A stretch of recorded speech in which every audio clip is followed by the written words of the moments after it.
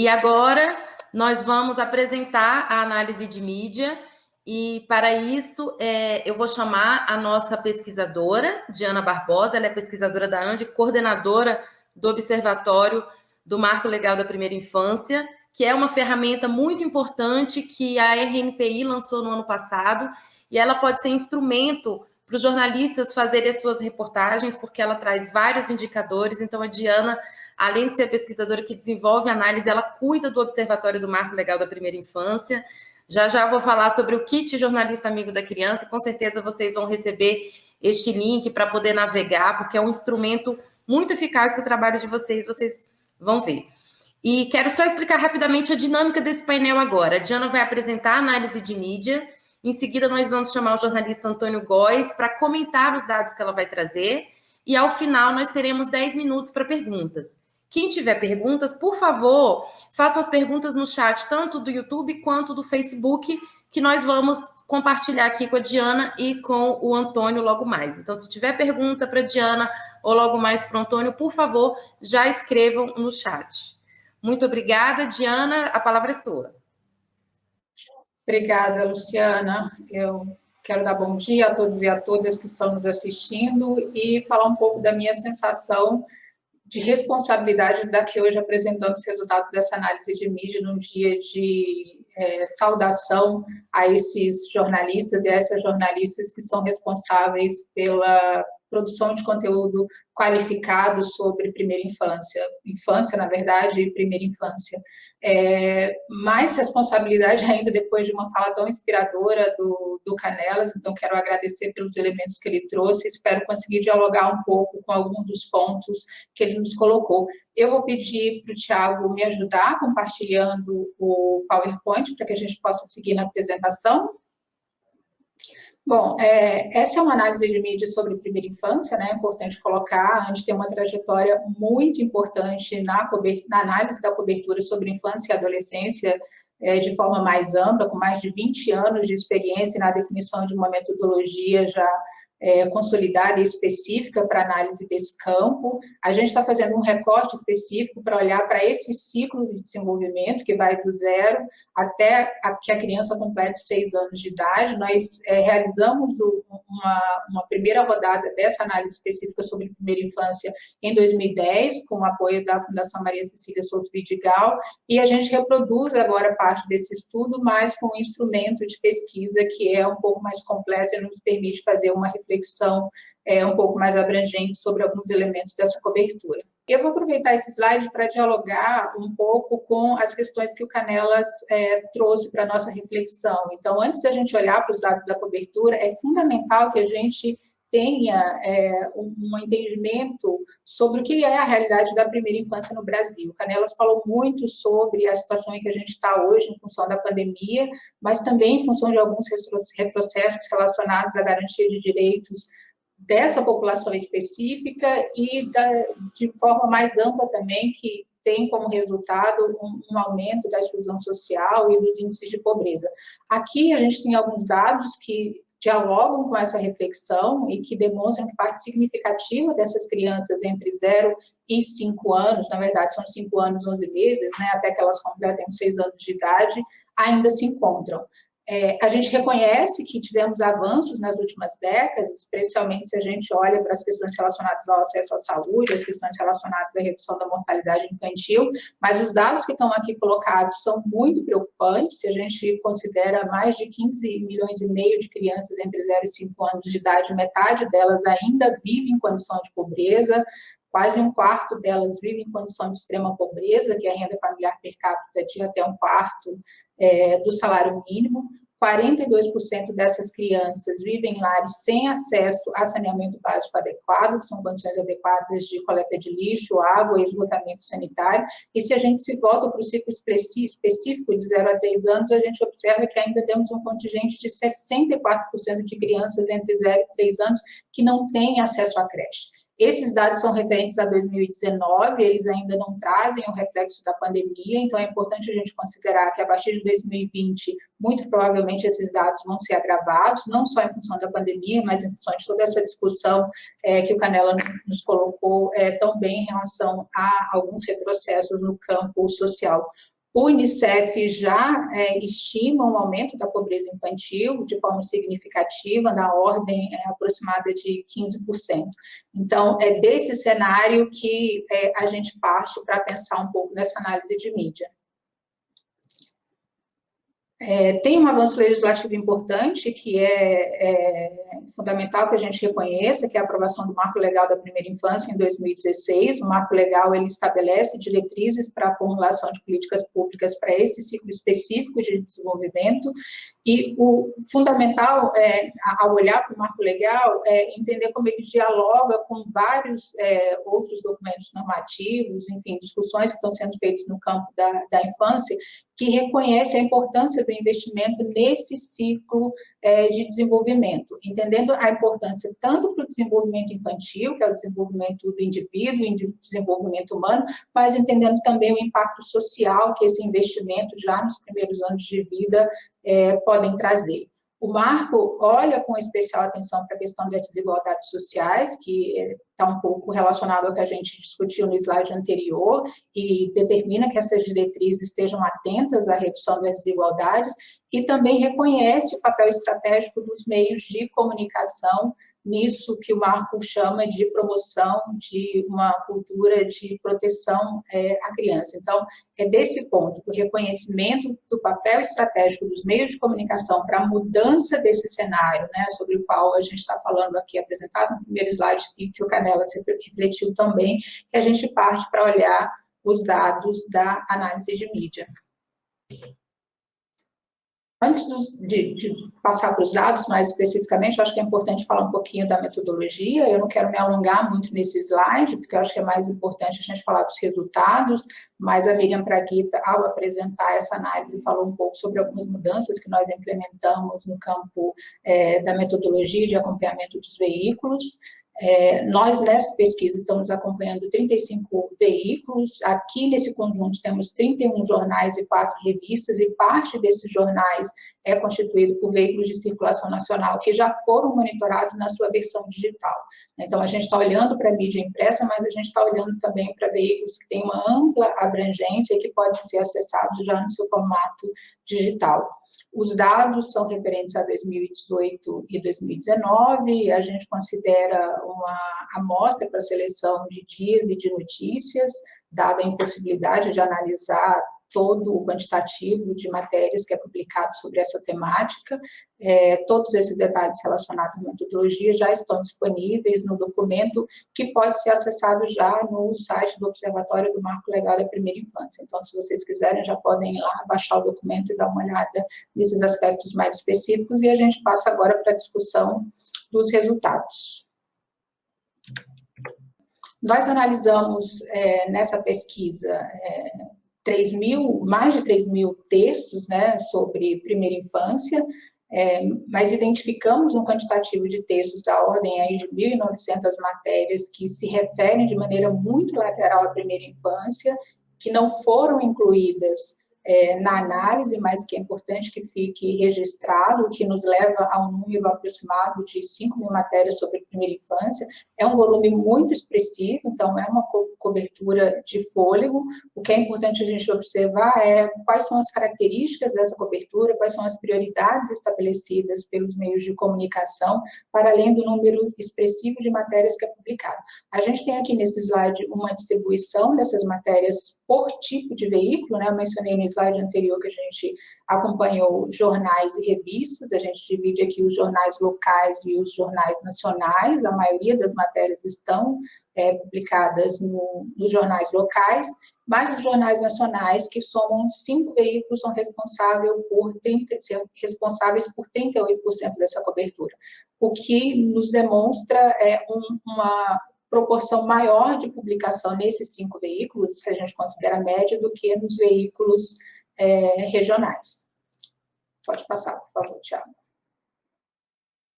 Bom, então, quais são as prioridades estabelecidas pelas redações para tratar dessa cobertura sobre primeira infância? O primeiro ponto de destaque é a cobertura de 3 temas principais: saúde, educação e violências. Esse resultado confirma uma tendência que já vinha sido observada tanto nas análises sobre infância e adolescência, esses são os temas mais preponderantes também, mas reforça o resultado dessa análise específica que eu mencionei anteriormente, realizada em 2010, já sobre primeira infância. Então, a gente vai olhar a partir de agora, um pouquinho de forma mais detalhada, como é que esses 3 temas são cobertos.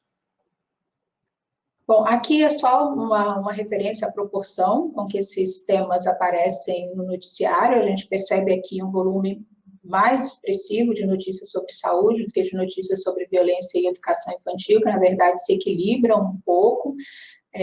Essa é uma novidade, essa expressividade da cobertura sobre saúde, embora já fosse um tema de muito destaque, mas o volume dessa cobertura observada entre 2018 e 2019 chama atenção, se a gente compara com os estudos realizados anteriormente.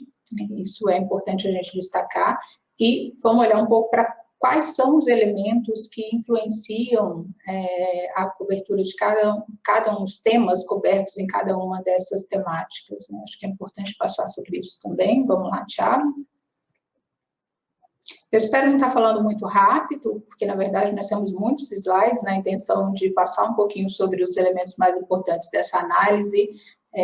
Então, se vocês tiverem perguntas, continuem colocando no site e a gente fala de forma mais detalhada no momento do debate.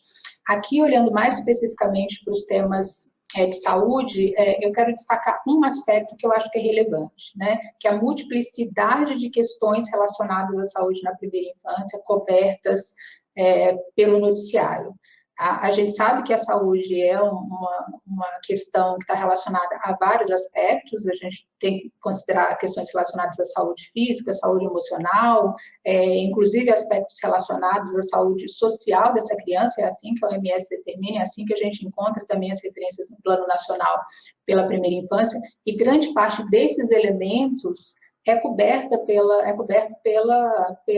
análise, pelas notícias que se referem à saúde na primeira infância. Mas tem um ponto de atenção aqui, que é a expressividade das matérias sobre a imunização desse público. Então, são matérias que se referem tanto a serviços, né, oferecendo à população informações de como acessar campanhas de vacinação, mas que também trazem alguns resultados sobre essas estratégias de vacinação. Então, eu colocaria isso aqui como um destaque da cobertura de saúde, que provavelmente é responsável pelo volume de matérias que a gente encontrou nessa temática. Pode passar, Thiago. Educação infantil, a gente tem aqui um volume mais expressivo de matérias que se referem à creche e à pré-escola, e aqui acho que é importante colocar o desafio que a gente ainda tem no acesso à creche, se a gente considera, olhando de novo para a discussão de dados de realidade, a gente já tem um avanço na cobertura da pré-escola, em termos de 94%. A meta do PNE era que a gente já tivesse chegado em 2016 a 100% dessa cobertura, mas a gente tem uma cobertura mais expressiva já na pré-escola. Na creche, a gente tem ainda um desafio maior para conseguir incluir essas crianças na educação formal, para oferecer o acesso à educação formal a essas crianças. Os dados do observatório demonstram que 64% dessas crianças que estão nesse ciclo de 0 a 3 anos, que é o ciclo atendido pela creche, ainda estão fora da creche, e a meta estabelecida para o PNE é de atendimento de pelo menos 50% desse público até 2024. Então, esse dado é interessante porque reflete esse desafio, né? O desafio do acesso à creche contemplado de alguma forma na cobertura dessa temática de educação. Se a gente parte para o outro slide, essa tendência é um pouco confirmada, a gente tem um volume maior de matérias que estão falando justamente sobre acesso, então é uma discussão interessante sobre isso, mas a gente tem 2 outros elementos que são muito importantes no contexto da elaboração de políticas públicas e que também estão aqui contemplados. Eu quero dialogar um pouco com a fala do Canelas também sobre essa romantização da educação, que de fato está presente em parte da cobertura, mas a gente encontra aqui também alguns elementos relacionados a dificuldades, né? isso em relação à infraestrutura, isso em relação à qualidade do ensino, que aparece aqui com 17% nas revistas também. Aparece em menor proporção, então esse é um ponto de atenção que precisa ser considerado, mas existe um olhar direcionado, em alguma medida, para questões de infraestrutura e para questões relacionadas ao orçamento, que aí toca mais diretamente no aspecto relacionado à implementação de políticas públicas de educação. Quero trazer um dado de realidade aqui, porque acho que é importante nesse diálogo, no contexto em que a gente está vivendo da pandemia, as condições em que essas unidades de ensino se encontravam para pensar, para refletir sobre a possibilidade de retorno a atividades escolares, né? Então, a gente tem 21% das crianças matriculadas em unidades de ensino que não têm acesso adequado a saneamento básico. Então, olhar para essa infraestrutura e pensar na definição de políticas públicas adequadas para lidar tanto com situações de emergência, como a que a gente viu ao longo do último ano em relação à Covid-19, mas em relação aos aspectos que dizem respeito à qualidade do ensino de forma geral. Pode passar, por favor, Thiago. Aqui, olhando um pouco para as temáticas de violência, a gente tem uma preponderância das questões que são referentes à violência física e especialmente à violência letal, que são os casos de homicídio tentado e de homicídio de fato. Mas tem um dado importante nessa cobertura, que na verdade é uma novidade, que a gente não observava em outras coberturas, que é o número expressivo de matérias sobre violência institucional. E aqui é importante a gente atentar para o fato de que essa violência institucional pode ser tanto praticada diretamente à criança, uma criança que é atendida pelo serviço de saúde, de educação, pela assistência social, mas também à mãe, né, a gestante, durante o período pré-natal ou durante o parto nas unidades de saúde. Outros exemplos que cabem aqui nessa discussão sobre violência institucional é a questão da atuação do Estado, dos agentes policiais do Estado. Tem um dado aqui dialogando com dado de realidade, dialogando com esses dados da cobertura, um dado do Rio de Janeiro, que demonstra que 30% das crianças baleadas em situações onde havia agentes de segurança na cena durante tiroteios decorrentes de operações policiais, né? Então, isso nos ajuda a refletir um pouco sobre o contexto dessa violência institucional e como é que ela é coberta pelos meios de comunicação, mais especificamente pelos veículos de imprensa. Vamos passar, por favor, Thiago.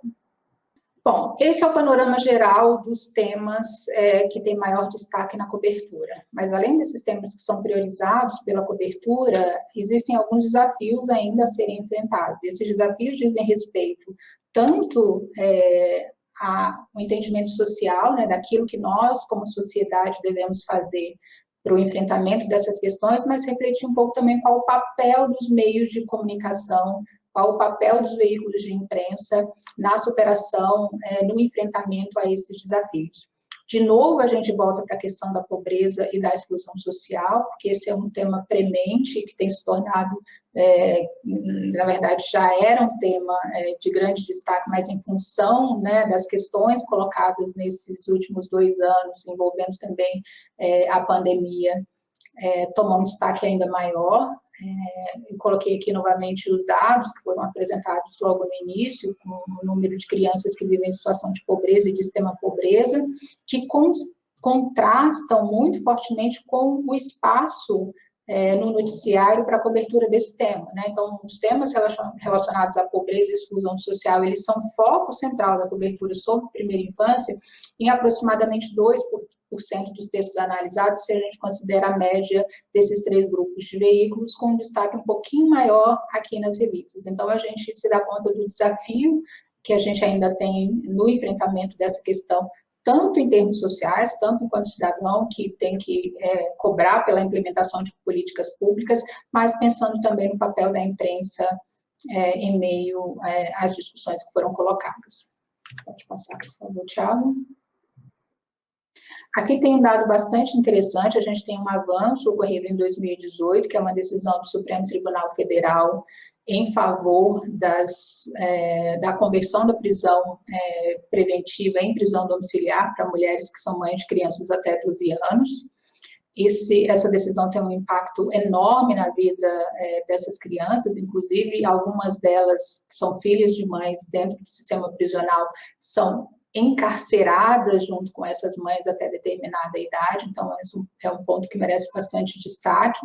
Esse HC, ele foi concedido em fevereiro, então essa é uma temática que teve um certo destaque na cobertura no mês de fevereiro. Os dados que a gente olha aqui se referem basicamente à cobertura desse período, né? 69% das matérias vinculadas ao HC foram publicadas no mês em que ele foi julgado pelo STF. Depois desse período, essa é uma temática que perde muito fôlego na imprensa, e é importante a gente considerar o fato de que ainda existem muitas resistências em relação à aplicação desse HC, tanto no sistema de justiça, mas também no contexto social, né? Parte das resistências que têm sido observadas no sistema de justiça, na verdade, são reflexos de entendimentos, de estereótipos que ainda estão presentes no contexto social, principalmente relacionados a gênero. E aí, novamente, a provocação: qual o papel dos meios de comunicação para discutir esses estereótipos e para discutir a importância de avanços, como é a aprovação, o julgamento em favor do HC, mas que na prática encontra uma resistência muito significativa ainda. Pode passar, por favor, Thiago. Aqui, alguns elementos relacionados à comunicação, à infância e comunicação. Outro ponto que dialoga um pouco com o cenário da pandemia, não só as crianças, mas nós adultos também passamos a ficar expostos num volume muito maior a telas, em função de uma reconfiguração na lógica de trabalho, na lógica de comunicação com as pessoas.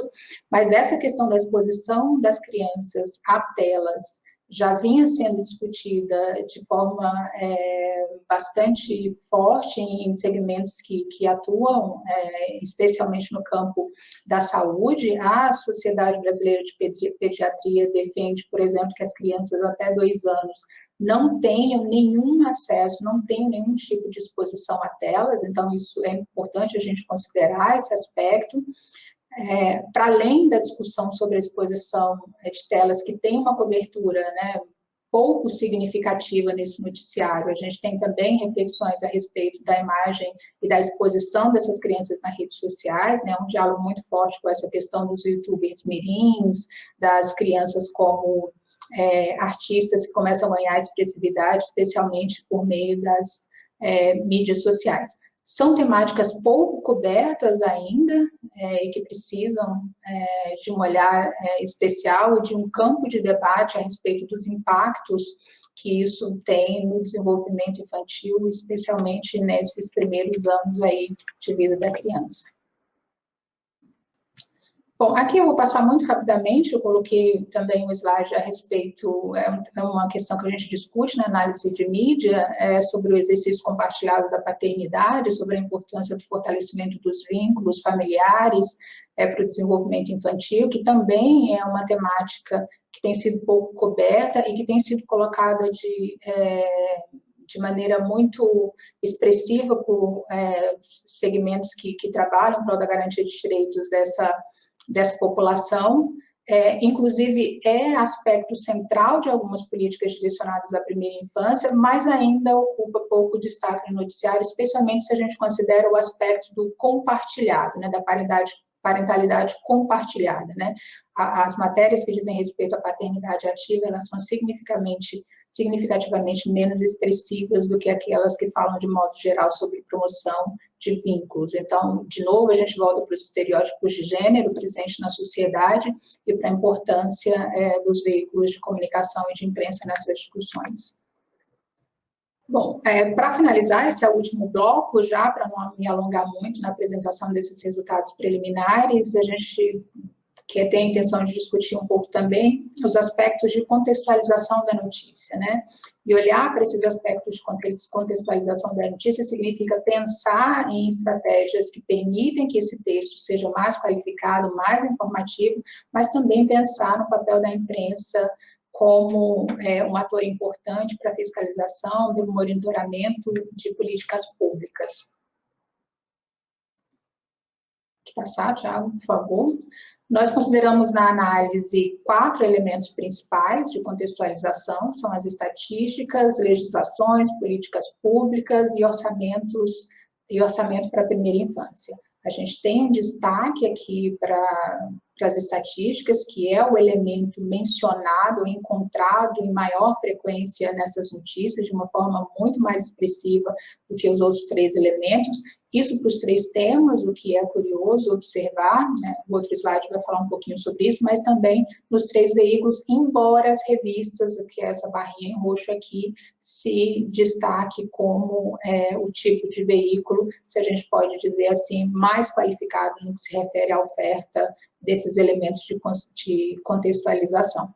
Legislação e políticas públicas caem um pouco, se a gente compara com as estatísticas, e o orçamento cai mais ainda, né? É importante a gente considerar que orçamento é um tema árido, difícil de ser abordado por grande parte da imprensa, mas é importante que a gente bata nessa tecla, porque a efetivação das políticas públicas para a primeira infância, ela passa necessariamente por uma discussão sobre orçamento. Esses dados, eles confirmam um pouco uma tendência do que também foi observado em 2010, mas com um destaque para esse grande volume de menções a estatísticas que aqui é mais expressivo do que a gente conseguiu encontrar no estudo anterior. Então, é importante levar em consideração isso, que a gente considera um avanço na menção de indicadores e dados estatísticos nessa linha histórica da cobertura. Pode passar, por favor, Thiago. Bom, aqui é uma nuvem de palavras relacionadas às quais legislações foram mencionadas nessa cobertura, né? Eu não vou me ater a todos os elementos presentes nessa nuvem de palavras, mas eu quero chamar a atenção para o Marco Legal da Primeira Infância. Nós apresentamos o Marco Legal da Primeira Infância já no segundo slide, é um elemento, um instrumento legal que olha especificamente para esse público e que na cobertura sobre primeira infância aparece em aproximadamente 2%, né? Então, se a gente puder falar em lacunas na menção a esses marcos legais, a gente destacaria justamente o marco legal da primeira infância. A gente tem o Estatuto da Criança e do Adolescente, que também é uma legislação importantíssima, que, na verdade, dialoga em vários aspectos com o marco legal da primeira infância, que tem um pouquinho mais de espaço, mas que também é uma lacuna importante na menção à legislação. A próxima nuvem de palavras, se você puder voltar, Thiago, eu quero fazer uma discussão bem rápida sobre políticas públicas. Eu acho que a gente tem elementos super importantes sendo discutidos no contexto, né, no dado da realidade. A gente tem o programa Bolsa Família, que está passando por algumas propostas de formulação que impactam diretamente o número e o perfil das crianças que são atendidas.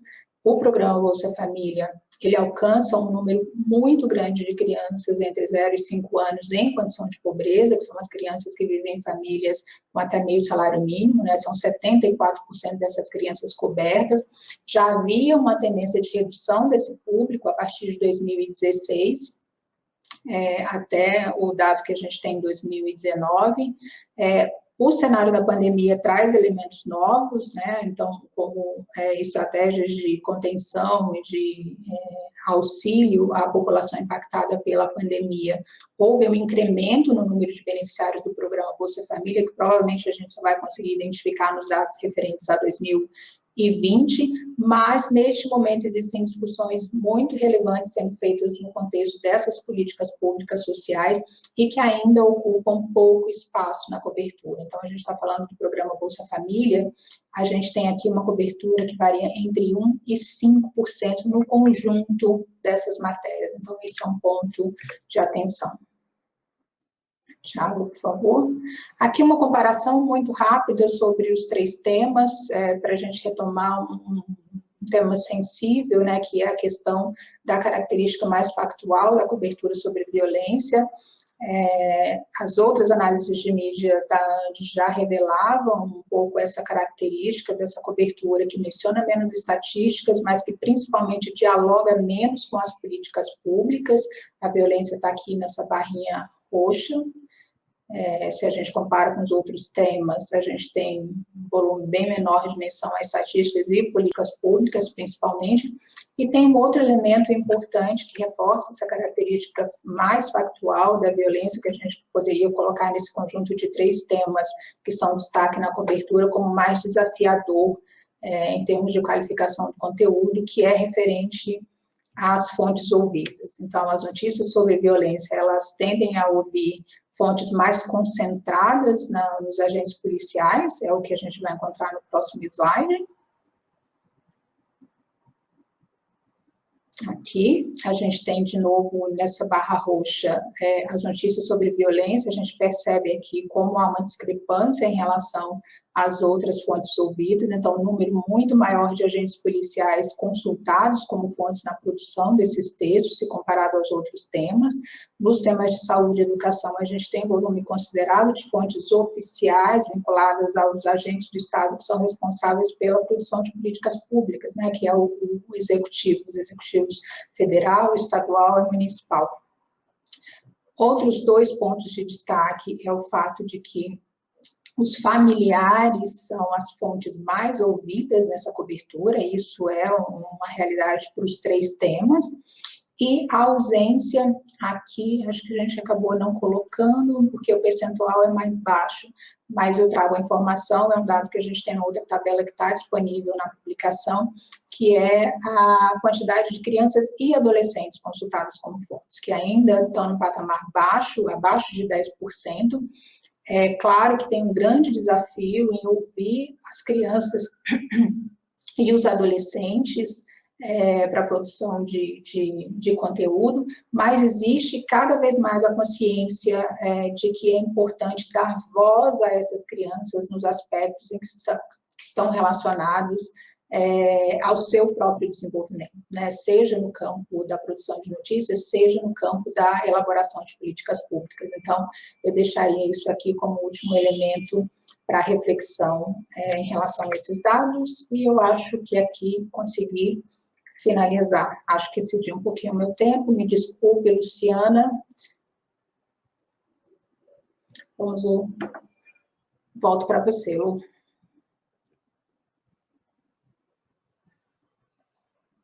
Passou um pouquinho, tá tudo certo, vamos lá.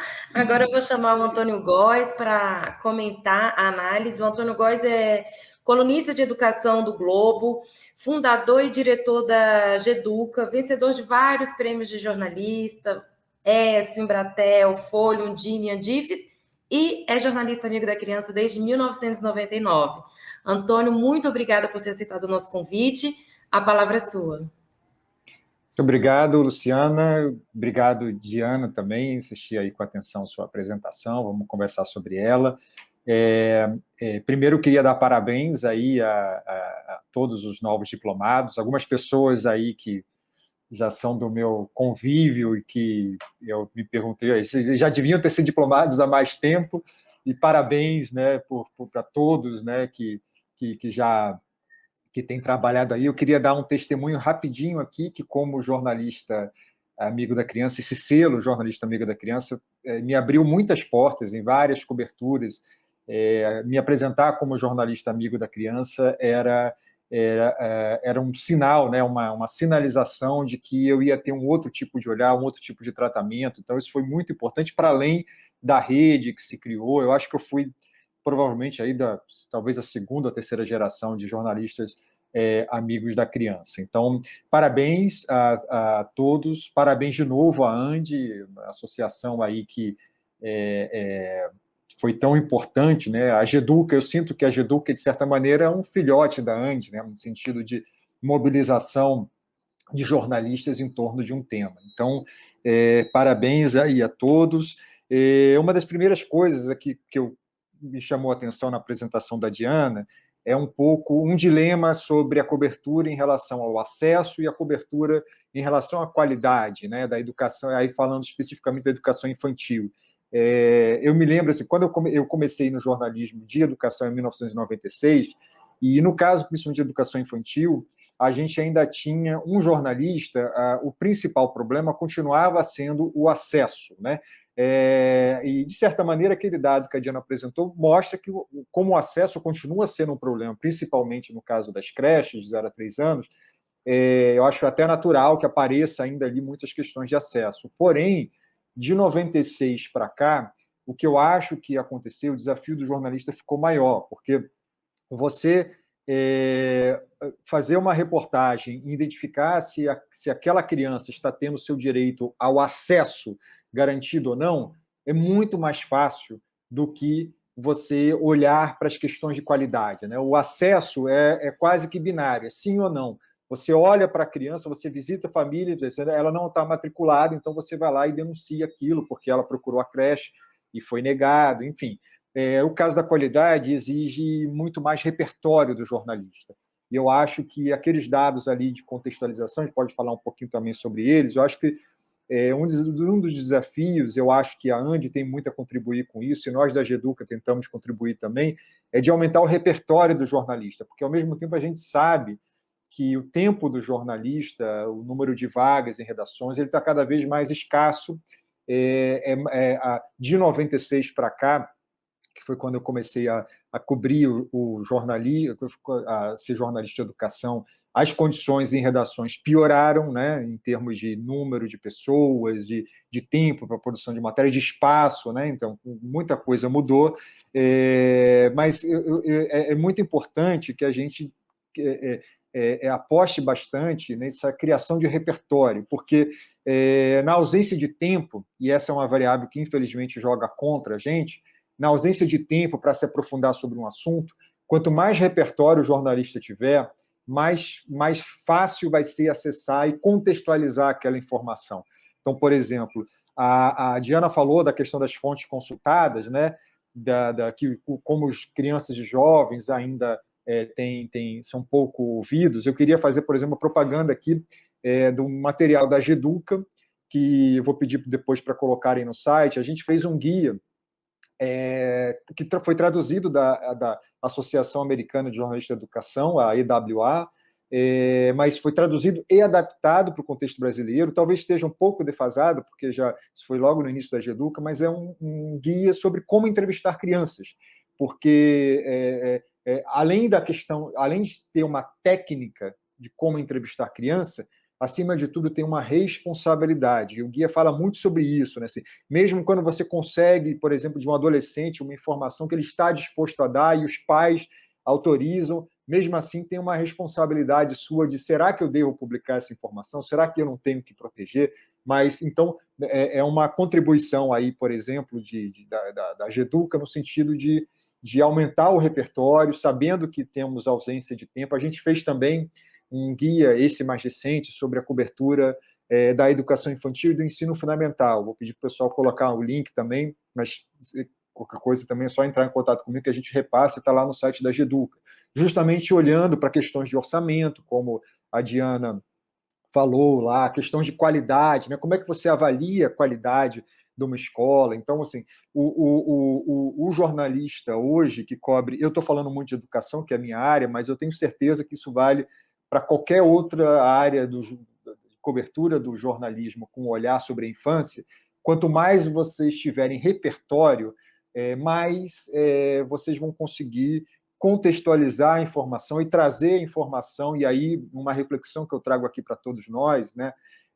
Por exemplo, é comum, como a gente está vendo agora, um caso de violência contra uma criança, né? O caso lá do menino Henri. E aí isso gera um monte de reportagens, e tem que gerar mesmo, assim, cada criança importa, cada criança conta, mas o bom jornalismo, na minha opinião, ele precisa ir além disso, né? Então, assim, ele precisa mostrar, eu gosto muito dessa imagem, que é um pouco um clichê, né? De olhar para a árvore e olhar para a floresta, né?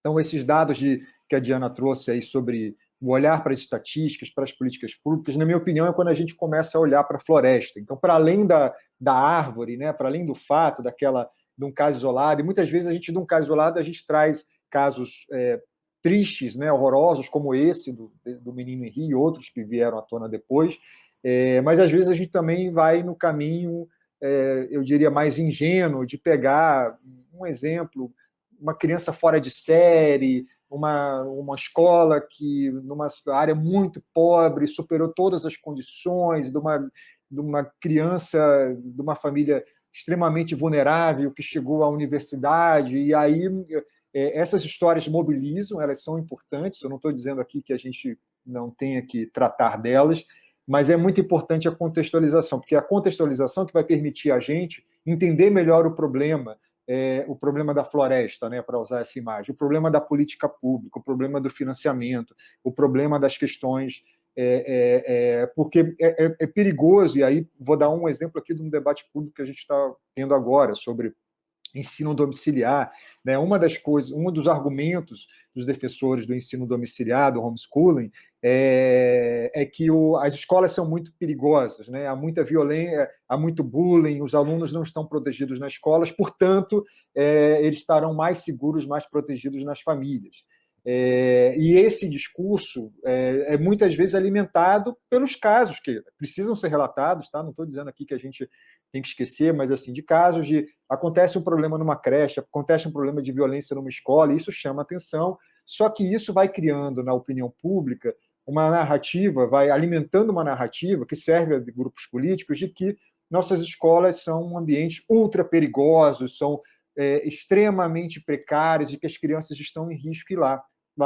E aí, quando a gente olha para as estatísticas de violência contra a criança, o que a gente percebe é que a violência acontece muito mais no ambiente doméstico, muito mais quando ela está ausente do olhar do professor, dos colegas, do transporte escolar. Então, assim, é um caso clássico assim, de como é importante a gente, como é necessário, fundamental a gente fazer essa devida contextualização. Porque a maneira, né, se a gente for tratar no default de uma cobertura jornalística, de apenas contar um caso e satisfazer a curiosidade, às vezes é isso, né, da opinião pública, mas se a gente não traz uma reflexão maior, a gente não vai ajudar a sociedade a entender qual é a extensão desse problema, né? Não é negar o problema quando eles acontecem. Aliás, às vezes você pode estar diante de um problema que, a partir de um fato, você mostra que o problema é muito maior do que aquilo, que não é só um problema isolado. Mas às vezes não, às vezes você vê que o que a gente está diante é de um problema que é mais isolado. E a resposta à política pública tem que ser calibrada para isso. Assim. A gente está diante de um problema de massa ou a gente está diante de um problema mais de nicho? O problema tem que ser resolvido, e é nossa responsabilidade como jornalista trazer ele à tona, mas essa contextualização eu acho super importante, sem prejuízo, né, da cobertura do factual, que ela continua sendo necessária, mas puxar do factual e ir além, eu acho que é um bom papel que eu entendo do jornalismo de qualidade. E eu acho muito interessante também, dialogando com mais um tópico, eu não sei quanto tempo eu tenho, mas vou acelerar aqui para dar espaço para pergunta.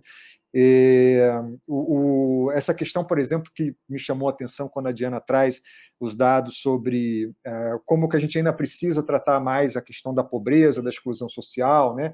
E aí, de novo, assim, eu vou citar o campo da educação, mas com uma reflexão do quanto que a cobertura da infância ela precisa olhar não apenas para nichos, né? Então, assim, e aí, cada vez mais, a literatura acadêmica dos temas relacionados à educação infantil mostram o quanto que é importante a intersetorialidade das políticas, né? Então, assim, as políticas mais efetivas de primeira infância não são aquelas apenas que têm acesso à creche.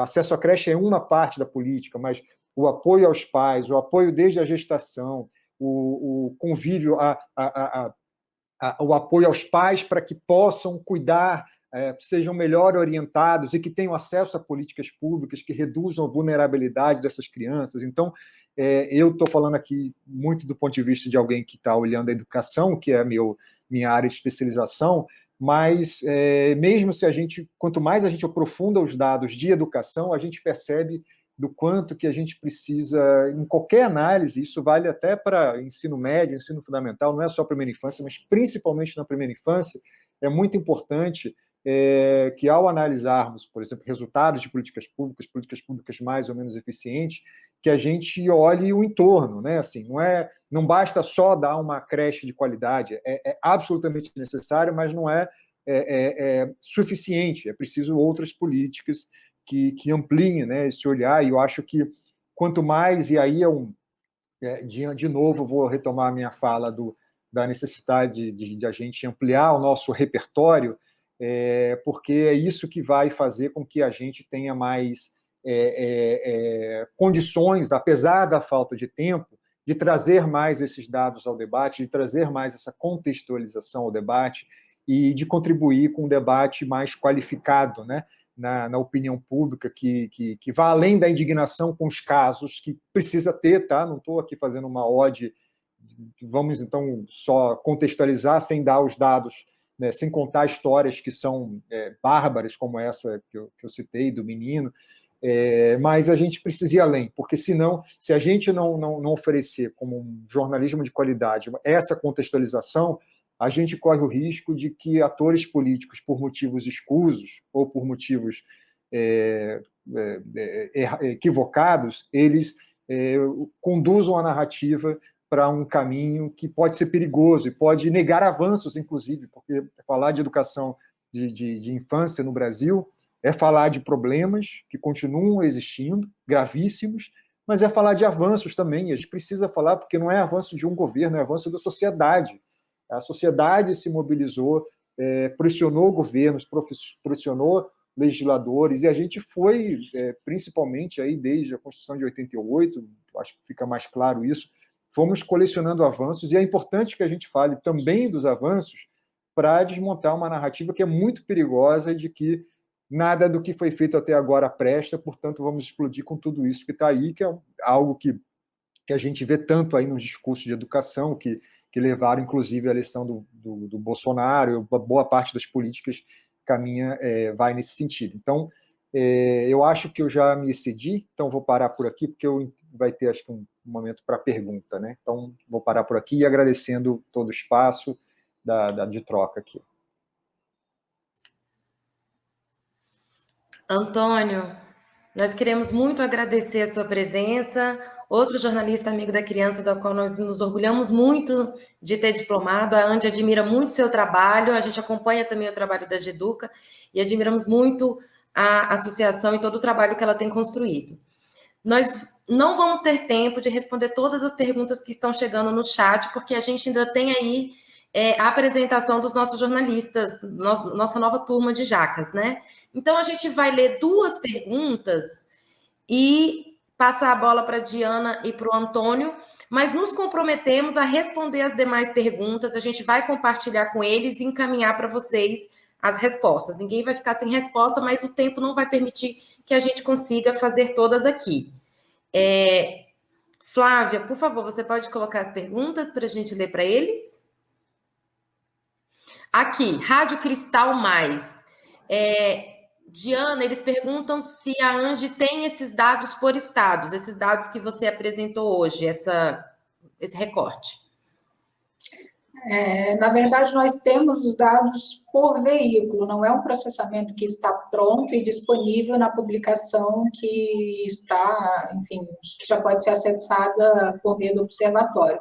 Mas nós temos a possibilidade de fazer esse processamento por tipo de veículo e aí identificar os estados de origem desses veículos.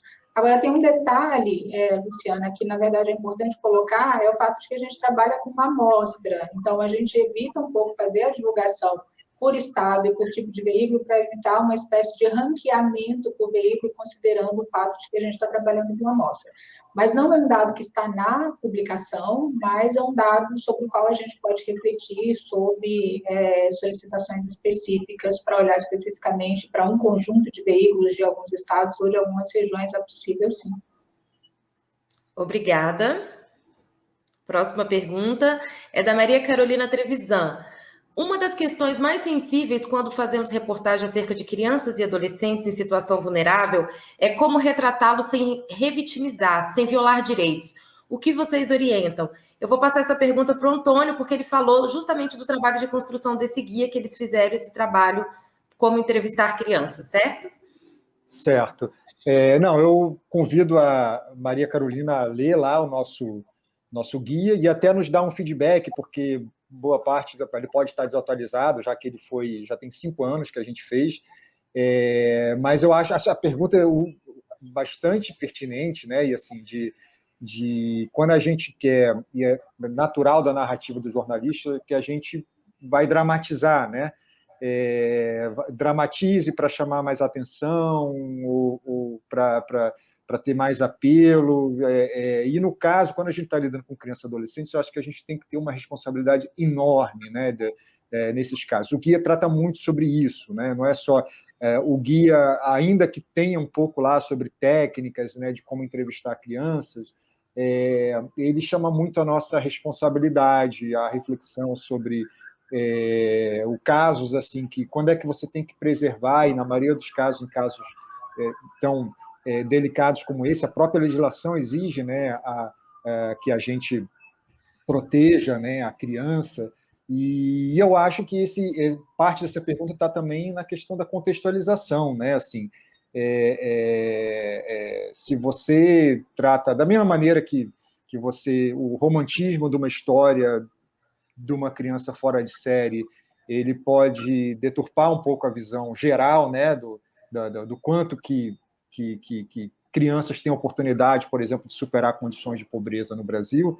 Eu também acho que é um risco quando você excessivamente olha só para problemas, mas eu acho que, acima de tudo, eu acho que para mim, a grande tarefa do jornalista, quando cobre um caso específico, é trazer contextualização. Vamos aproveitar, já que aquele fato está chamando a atenção da opinião pública, que a gente ajude a contextualizar, falar de direitos violados. Eu acho que é uma maneira de tirar da pessoa, né? Então, assim, quando você trata das políticas públicas que não foram eficientes para evitar aquele caso, dos direitos que foram violados ali, que estão na nossa legislação. Então, eu acho que é uma maneira de você não ficar só no caso, né, policial, como a gente vê tantas vezes. Tá certo. Muito obrigada, Antônio. Eu quero agradecer mais uma vez a presença do Antônio, mais uma vez a apresentação da Diana. A gente vai encerrar esse momento, mas quero dizer que a análise de mídia estará no nosso observatório, já está, né, Diana? No nosso observatório do Marco Legal pela Primeira Infância. Os nossos colegas vão colocar aqui o endereço no chat. Os materiais que o Antônio falou aqui durante a apresentação vão estar no chat. Eu lamento muito que a gente esteja no ambiente online e que a gente não possa ligar os microfones e aplaudir todo mundo, né? O Marcelo trouxe uma fala maravilhosa, o Antônio aqui, 2 grandes jornalistas, amigos da criança, do qual acompanhamos o trabalho, temos muito orgulho de ter diplomado. A gente não pode aplaudir, mas se sintam aqui aplaudidos, tá? Obrigada pela participação de vocês.